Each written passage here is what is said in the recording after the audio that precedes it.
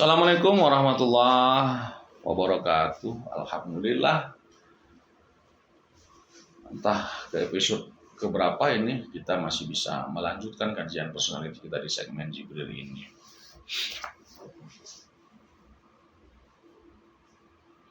Kita ketemu dengan lafaz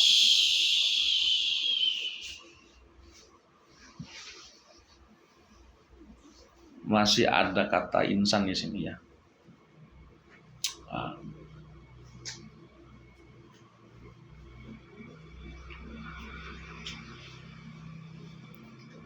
Masih berbicara tentang fenomenologi dimensi insan. Di surat yang sama masih surah Al-Furqan ayat 48 sampai 50. Di surat 40 di ayat ke-48 Allah berfirman, Bismillahirrahmanirrahim. Huwallazi arsala riyah busyram baina yadayhi rahmatih. Wa anzalna minas samaa'i ma'an tahura. Allah lah yang telah mengirim, arsala dari kata rasul ya. Allah lah yang telah mengirim atau mengutus angin. Ya. Allah telah mengutus angin. Awas, berarti angin itu adalah Rasulullah. Ya. Angin itu adalah Rasulullah. Rasulnya Allah, utusannya Allah. Ya. Jadi pada alam juga ada rasulnya. Alam ini juga ada rasulnya. Contohnya angin. Karena kalimatnya huwallazi arsala riyah. Gitu. Ini satu etimologi, satu akar kata dengan derivasi lafaz rasul. Jadi alam semesta ini juga ada utusannya. Berbicara angin itu berarti berbicara sunnah alam atau universal law. Jadi angin saja bertiup. Ketika angin bertiup, orang seharusnya busro, gembira.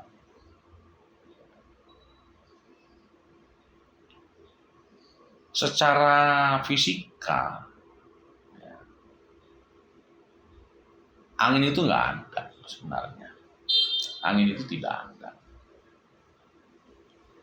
Angin itu sebetulnya dimensi. Jadi alam pun punya dimensi. Ekses pergerakan alam itu menimbulkan dimensi. Makanya disebut dengan tasbih alam.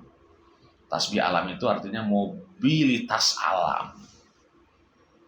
Jadi tasbih itu mobile artinya, tidak diam. Gitu loh.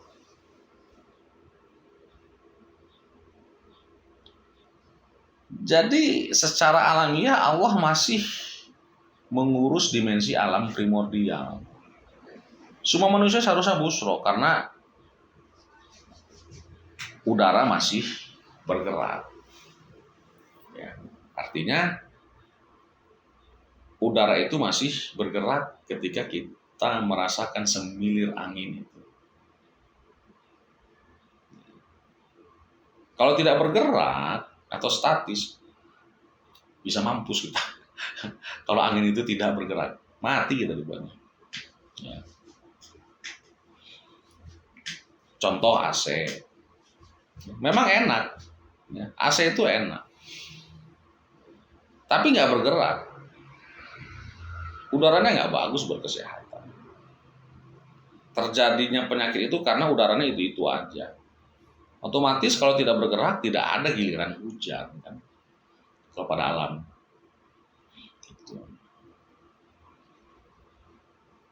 Jadi semuanya itu terjadi mendahului sebelum turunnya rahmat. Tuh. Sebelum turunnya rahmat. Busyron baina yaday rahmati.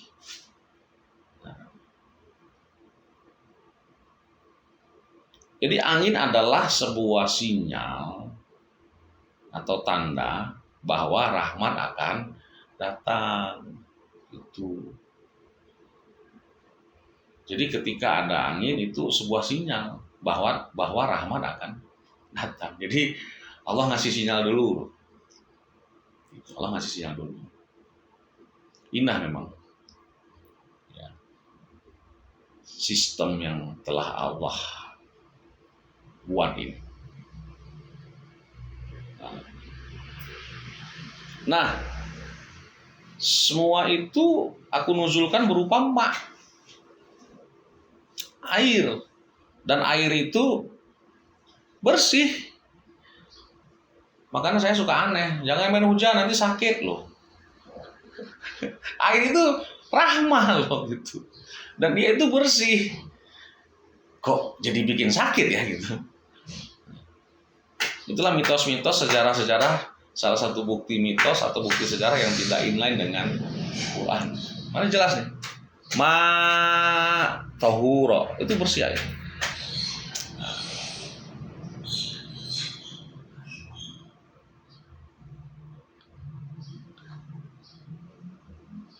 Linuh yiyabihi baldatan maitan. Karena bersihnya itu, ya.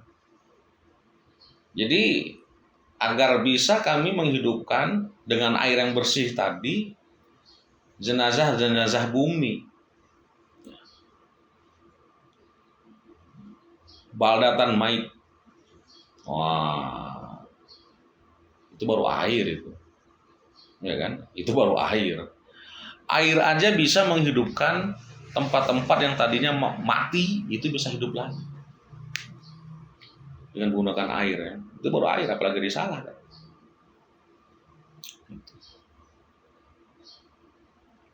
Wa nusqiyahu mimma khalaqna an'ama wa anasya katsiran.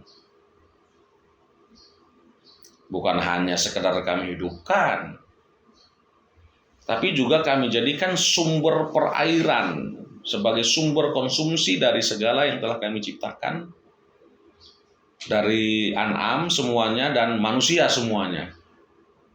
Gitu.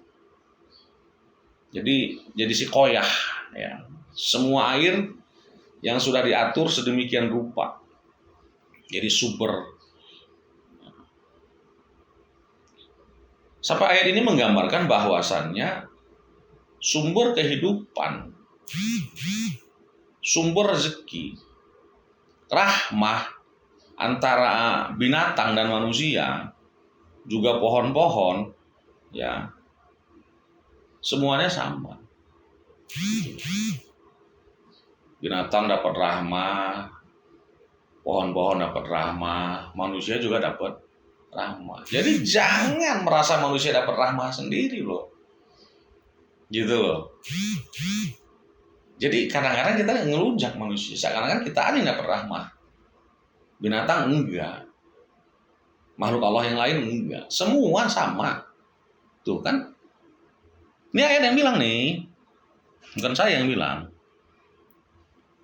Wa nusqiyahu mimma khalaqna wa anasya katsiran.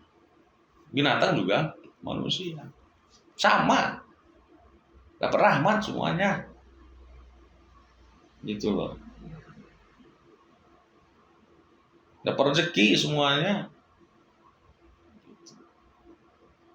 Jangan cuma manusia aja yang merasa dapat rahmat sendiri, enggak.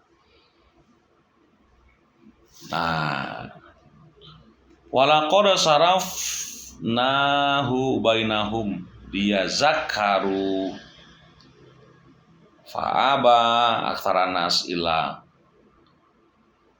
kufura. Kalaupun ada beda, Kami gilirkan rahmat itu di antara kalian, ya, termasuk hewan, termasuk pohon, termasuk manusia. Tapi yang bisa menguasai, yang bisa mengaturnya manusia, gitu.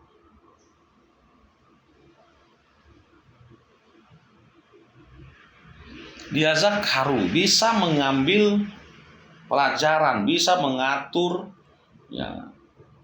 Sebetulnya tujuan atau maksud itu semua bukan hanya sekedar untuk jadi sumber konsumsi, ya. Bukan hanya sekedar jadi si koya gitu. Tapi janganlah terlalu fisik, ya. Harusnya adalah batinnya. Gitu. Apa itu batinnya? Itu tadi semuanya, ya, agar semuanya bisa mengambil pelajaran. Liyazakkaru, bisa berzikir. Gitu. Kalau tadi dizikir sama dengan makhluk lainnya. Nah, berarti bottom up-nya yang beda kalau mau jadi manusia. Gitu loh. Ini bottom up-nya yang beda. Kalau binatang, kalau makhluk yang lain, dia tidak liyazakkaru. Tapi kalau manusia bisa liyazakkaru. Nah, itu bedanya. Tapi kalau manusia tidak bisa liyazakkaru, ya berarti ya lebih parah dari binatang. Gitu. Jadi logis-logis aja sih sebenarnya gitu ya. Logis-logis aja. Nah, rata-rata manusia enggan menzikirkan. Fa'aba, enggan menzikirkan. Muncul sifat iblisnya. Iblis itu berawal dari aba kan. Enggan. Bahasa Sunda enggan tuh hoream. Hoream. Nah, itu sifat iblis itu. Parahnya kafuro pula, kafir pula, gitu. Jadi lebih parah dari binatang karena sifat ini, ya. Sifat kafir itu tidak ada pada binatang, juga tidak ada pada makhluk lain. Awas. Coba, silahkan cek kata-kata kafir ini kemana arahnya. Tidak pernah ditujukan untuk binatang dan untuk makhluk lainnya. Sifat kafir ini ada pada manusia. Makanya Allah bilang lebih parah gitu. Nggak ada binatang yang kafir, itu nggak ada. Gitu ya. Manusia kalau tidak menzikirkan rahmat atau rezeki primordialnya sama dengan binatang. Ya, kalau manusia mengkafirinya ya lebih parah dari binatang. Jadi stressingnya pada bab zikirnya ini ya. Jadi zikir pada rahmat top down yang membedakan manusia dengan hewan. Bahkan tanpa zikir ini menyebabkan insan itu berdimensi kafir. Gitu loh sahabat-sahabat. Jadi jangan seenaknya dewe, wah aku lebih mulia dari binatang, lebih mulia, manusia itu lebih mulia dari makhluk lainnya. Ya dasarnya apa dulu? Dasarnya ini. Manusia itu punya kemampuan menzikirkan rahmat top down. Jadi wajar saja manusia berdimensi kafir karena ia tidak berbeda dengan hewan. Sebabnya apa? Kafir, tidak zikir. Jadi apa yang membedakan manusia dengan binatang? Buktikan secara substansial, buktikan substansinya. Itu. Jangan main eksistensi aja. Mentikonya manusia ini kan, kalau bahasa badan mentiko kali kalau gitu kan. Mentikonya manusia ini kan dia kan main eksistensi aja gitu. Loba gaya. Muncak Sunda mah loba gaya. Muncak Medan mentiko. Dia hanya terlalu mengandalkan eksistensi. Ya. Binatang itu kalau dia walaupun dia tidak berzikir dia nggak sengsara gitu. Nggak sengsara. Ya. Saya punya kucing di rumah tuh. Ya, kerjanya makan, tidur, modal, makan, tidur. Tapi bahagia-bahagia aja itu dia. Kadang-kadang ditendang, ditajong, ditempeleng, dia apa, dia nggak ada sakit hatinya, nggak ada tersinggungnya. Ya karena mana juga binatang bang, kan orang teh jelema. Nah naon bedana, berarti lebih hebat mana? Gitu. Ya, walaupun itu rezeki kan tidak sengsara, nggak kayak kita kan. Padahal rezeki itu udah dijamin, tapi tiap hari sibuk pusing kepala mikirin rezeki. Padahal udah dijamin Allah rezeki itu. Sudah dijamin. Kita menghebohkan sesuatu yang sudah dijamin sama Allah. Wah, gitu. Jadi kalau manusia sakit kumpul satu kampung, ya akhirnya kampung itu pasti akan terbentuk menjadi kampung jahanam. Demikian, assalamualaikum warahmatullahi wabarakatuh.